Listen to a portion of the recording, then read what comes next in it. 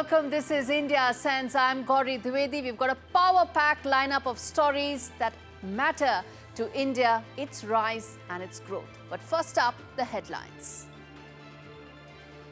The gloves are off in Bangladesh. Student organizations now boycott.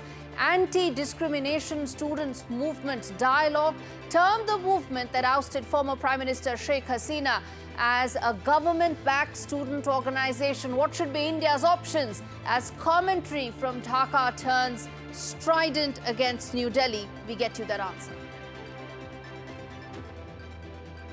A week of massive political turmoil from France to South Korea. Sitting presidents struggle with fractured polity. In both Paris and Seoul, Parliament not governed by sitting president's party. Chaos and political uncertainty in nations ranked much higher than India in Democracy Index. Second quarter GDP data shocks India. Growth slows to its lowest since 2020. We tell you what can be done and why India needs to now look at long-term reforms to get back on the 8% growth highway. US President-elect Donald Trump is racing to complete his administration in record time. Picks David Perdue as China ambassador and former PayPal COO David Sachs as White House AI czar, even as several picks are facing uncertain future. Are Trump's picks problematic, or is there more to it? One of USA Inc.'s biggest voices shot dead in broad daylight on a busy Manhattan street. 24 hours later, the police make little progress in the manhunt, raising questions about the safety and law and order in the world's biggest financial center.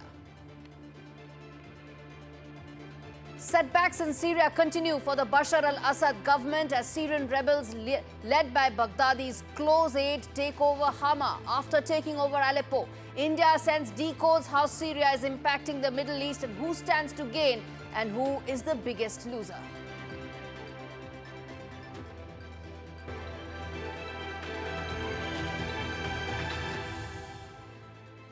Our first story, the big story in fact on India Sense, is what's happening in Bangladesh and the power struggle that is now coming to fore.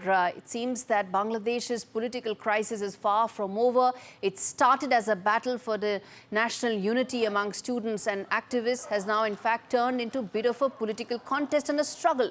Bangladesh saw 19 student organizations from across the country unite for the National Student Solidarity Week, which started from the 26th of November. But after a week, now there are cracks that have appeared. The political student organizations, including the BNP student wing and some of the left-wing groups, have refused to attend a key dialogue. Why did they do so? Because they feel this is now mainstreaming of some of the extremist ideologies that some factions actually propagate. And in fact, they criticize the interim government for excluding certain factions and preferring those that have a more extremist ideology. Only a handful of student groups were actually selected, and those that were affiliated with the Islamic parties, whether it's the Bangladesh Jamaat-e-Islami or the Islami Andolon Bangladesh. And beyond that, most stayed away. They claim that the anti-discrimination student movement has now become a puppet of the government. It's no longer inclusive, but fueling division. Divisions that have only come to light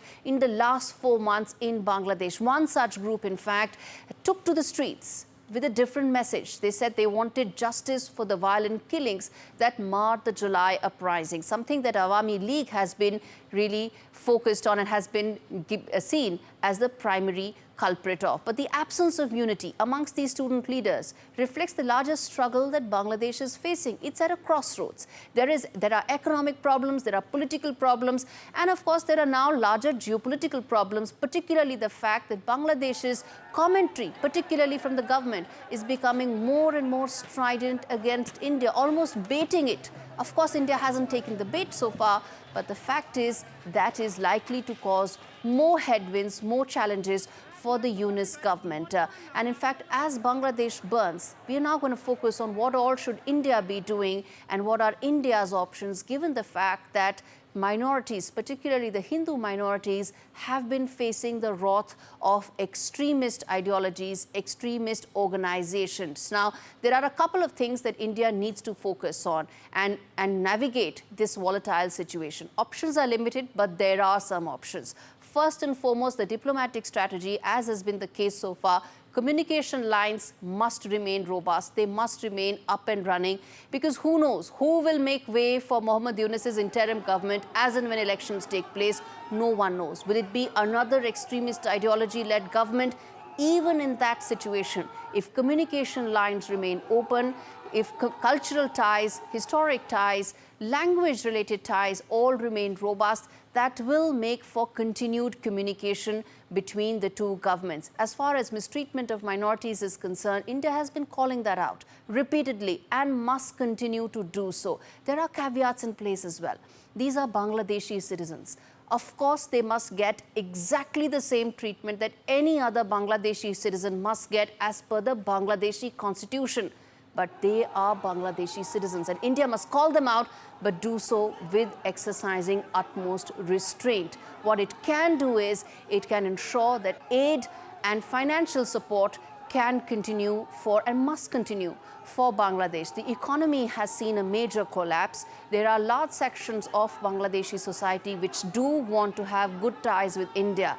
And in those circumstances and those people, they get emboldened, they get strengthened when aid continues from India, when grant continues from India. Remember, this is exactly what India did even during the times of crisis that Sri Lanka faced. The economic turmoil did not stop India from extending that big brotherly hand which lifted Sri Lanka out of its economic misery. In Bangladesh, things are different because, of course, there are extremist ideologies at play. But as I said, if India continues to extend that hand of friendship, some of these voices, extremist voices, may be reduced and may in fact be weakened by some of the other voices in Bangladeshi society, because not all want to stay away from India. They realize the importance, the significance of having ties with India, with New Delhi, which continues to be the big brother. And last but most importantly, India needs to continue to exercise restraint. It's been doing so and needs to continue doing so going forward as well.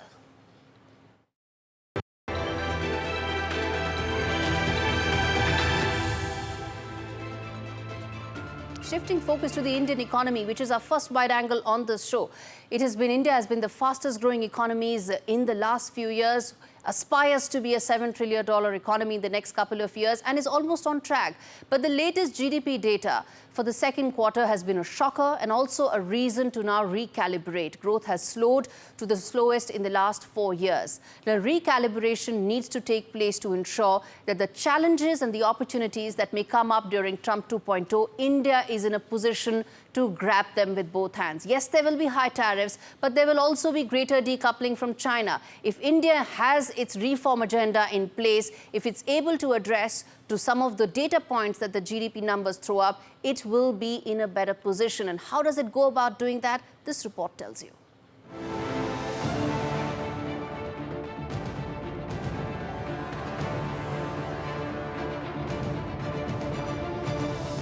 Riding on the wave of world-beating 8.2% growth last year to a below expectations growth rate of just 5.4%, the growth outlook for India has suddenly sombered.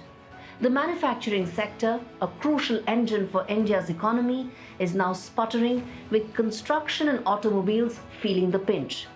The manufacturing PMI fell to an 11-month low of 56.5 in November.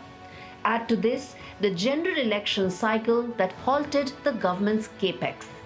The GDP shocker has forced brokerages to cut their FY25 GDP growth projections for India. RBI's 7.2% growth outlook now looks difficult. Most analysts now expect the full-year growth to be around 6%. But perhaps the most worrying statistic is the fall in real wage growth and declining urban consumption, reflected in the results of FMCG companies. This also tells what exactly the government needs to do. pump priming the economy cannot go on indefinitely, and with the intent to cut fiscal deficit, government capex cycle is unlikely to be the primary growth vehicle. Private sector investments need to pick up. Government needs to create a robust mechanism for boosting manufacturing. Textiles, which has seen the sharpest decline, can pick up due to the headwinds the Bangladeshi textile industry is currently facing.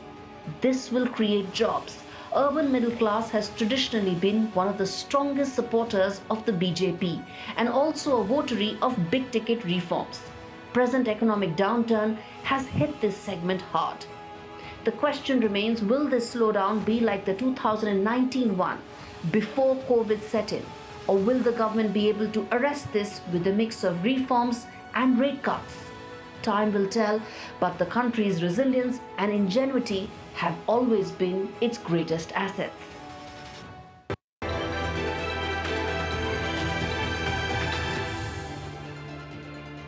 The other big story and the other wide-angle story on the show. Well, another week, another round of drama that's unfolding in Trump 2.0's upcoming cabinet. In what could be the biggest shake-up yet, the president-elect's choices for key positions are now pretty much crumbling because of the scandal and controversy they are facing. The question is, what really is going on behind doors? And are these just bad picks, or is this something deeper that's really at play here? Take a look at this report that tells you.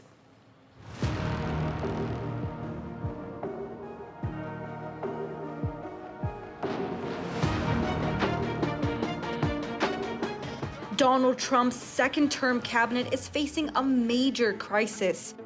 3 key picks have now withdrawn, throwing his leadership plans into disarray. First up, Pete Hegseth, the outspoken Fox News host, Trump loyalist, and former military advocate who was supposed to take the reins of the Pentagon. But now, his nomination is in hot water following explosive whistleblower reports and troubling documents surfacing about his past. Accusations of financial mismanagement, sexist behavior, and repeated intoxication on the job have put Hegseth's confirmation in jeopardy. It seems Trump's so-called star pick is now a liability, and the Pentagon has become a political football. Hegseth is now caught in a web of scandal that's difficult to escape. What happened to the man who was once considered the face of a new generation of military leadership? Is he the right man for the job, or just the wrong man at the wrong time? And let's not forget Matt Gaetz. Just days ago, the Florida congressman was nominated to be Trump's attorney general, only to withdraw in the wake of a sexual scandal. It has thrown his career and Trump's inner circle into chaos. A nomination that seemed like a good fit suddenly unraveled, with the scandal overshadowing any hopes of moving forward. But the hits just keep coming. Chad Chronister, Trump's pick to fill another key role, has now backed out, citing his desire to stay sheriff of Hillsborough County, Florida. Chronister, too, has faced opposition from Republicans. His rather colorful history, both in and out of law enforcement, has made him an easy target for critics. His past videos, now circulating wildly on social media, have painted him in an unfavorable light, with detractors slamming his fitness for high office. What's becoming clear is that Trump's dream team is looking more like a house of cards, ready to collapse at any moment. So why is Trump's team crumbling? Are these just bad appointments, or is something bigger at play? Some say it's simply a case of bad judgment, choices that were rushed without considering the full scope of the individuals involved. Others argue there's a darker, more systemic issue. Whatever the reason, one thing's clear: this is the worst string of appointments we've seen in modern political history. It's a game of musical chairs where the music keeps stopping and everyone's getting up at the wrong time. With each name that drops out, with each nomination that crashes and burns, Trump's cabinet looks less like a well-oiled machine and more like a sinking ship. So, is this a conspiracy, a grand political scheme, or are these just the worst ever picks any American president-elect has made? As always with Trump, the answer is anything but clear. But one thing is certain: in this game of high stakes, the players and the stakes are getting bigger by the minute.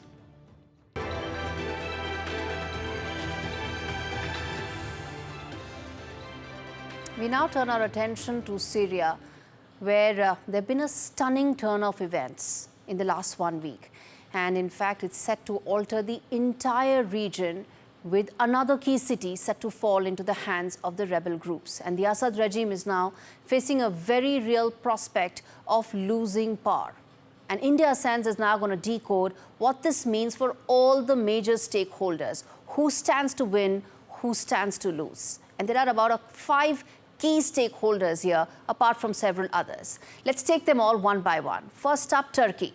A possible fall of the Assad government is a huge victory for Erdogan. Turkey will expand its influence.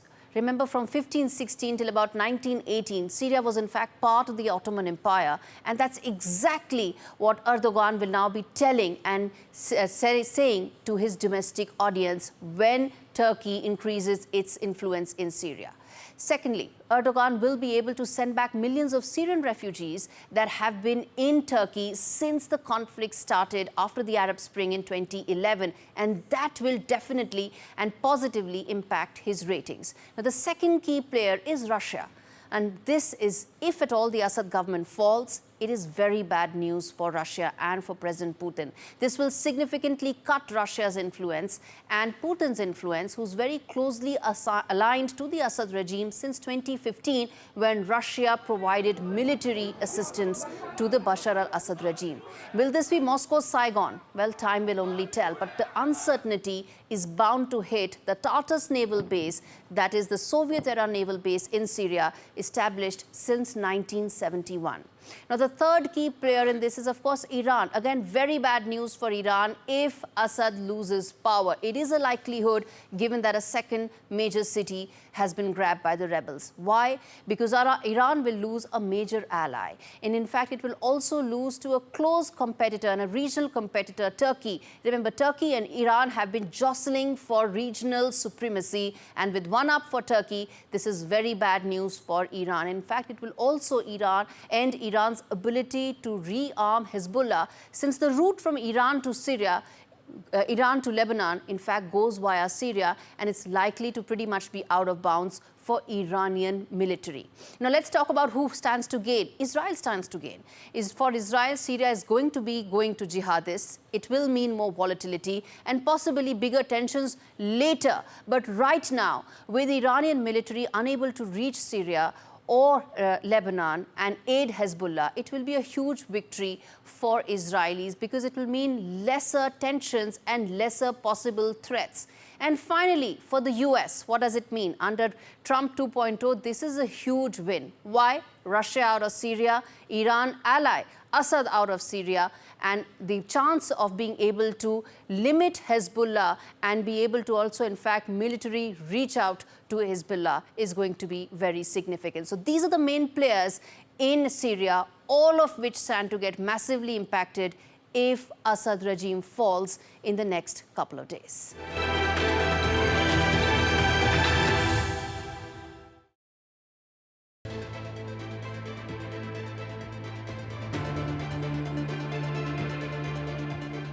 All right, as far as South Korea is concerned, well, let me tell our viewers that democracy is probably one of the most important virtues for a country. And for some, like India, it's part of our ethos. But for some nations, this has been a journey which has been not just recent, but also full of obstacles and some roadblocks. And that's exactly what South Korea is witnessing.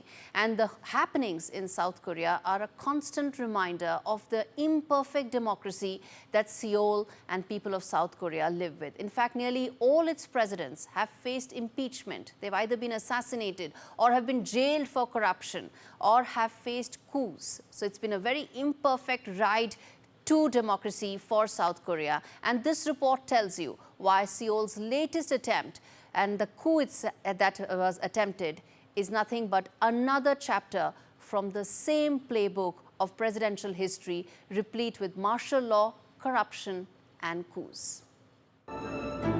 South Korea, a small and prosperous nation in East Asia with a per capita income of over $34,000. South Korea is one of the 4 Asian tigers that have turned into successful export-oriented economies, but its presidential report card has been checkered. South Korea's first president Ri's tenure saw autocracy, heavy-handed suppression of dissent. He resigned after massive public protests. Yoon's term was cut short by a military coup led by Major General Park Chung-hee. Park's takeover provided legitimacy to his military takeover. Park's tenure ended with his assassination after years of human rights violations and oppression. Park's successor, Choi Kyu-ha, had a short stint and was deposed by martial law imposed by Chun Do-hwan. Under Chun's 2 presidential terms, Gwangju uprising led to large-scale human rights violations. In 1996, he faced death sentence, later commuted to life sentence. Roh Tae-woo became South Korea's first democratically elected president, and he stepped down in 1993. He was sentenced to 17 years in jail. A decade later, Roh Moo-hyun faced impeachment. And Yoon's predecessor, South Korea's first female president, Park Geun-hye, was impeached, removed from office, and jailed.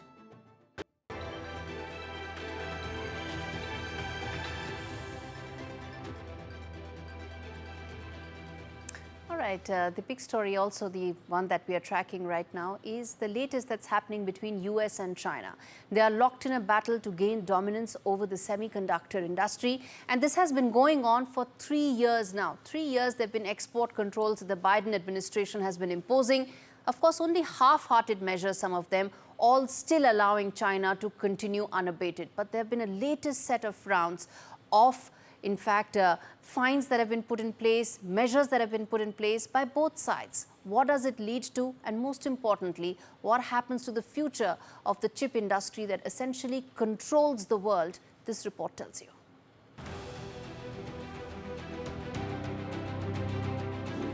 In the ever-dynamic world of technology, semiconductors are unlocking new possibilities.